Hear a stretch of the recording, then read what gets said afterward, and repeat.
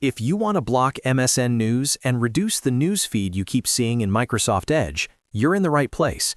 In this quick tutorial, I'll show you two simple methods you can use to hide MSN News on your homepage or new tab page, and also how to block specific topics so your feed becomes much more personalized. This is a great fix if you're tired of opening your browser and seeing news you don't want.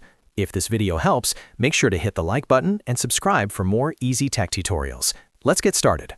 First, let's look at the main method inside Microsoft Edge. Open Microsoft Edge on your computer and open a new tab. If MSN News is showing up on your Start page or New Tab page, you'll see a news feed below the search bar. In the top right corner of that page, click the Settings icon. This is the little gear icon that controls the layout and content of the new tab page. Once the Settings panel opens, look for the option that says Show Feed. Turn that option off. This will stop the news feed from appearing on your new tab page, which is the fastest way to reduce MSN News in Edge. Depending on your version of Edge, you may also see different page layout options. If you do, choose a cleaner layout that removes the feed completely or gives you a more minimal start page.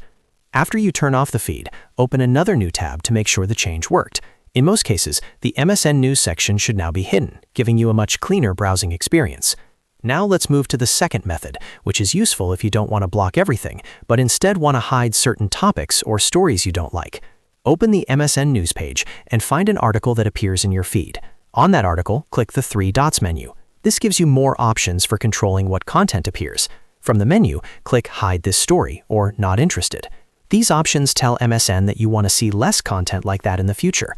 If you keep doing this on a few articles, MSN will gradually personalize the feed and show fewer stories from those categories. This is especially helpful if there are topics, outlets, or styles of news you don't want showing up every time you open your browser. A good tip is to repeat this on multiple stories you don't want. The more you interact with the hide options, the better MSN can learn your preferences.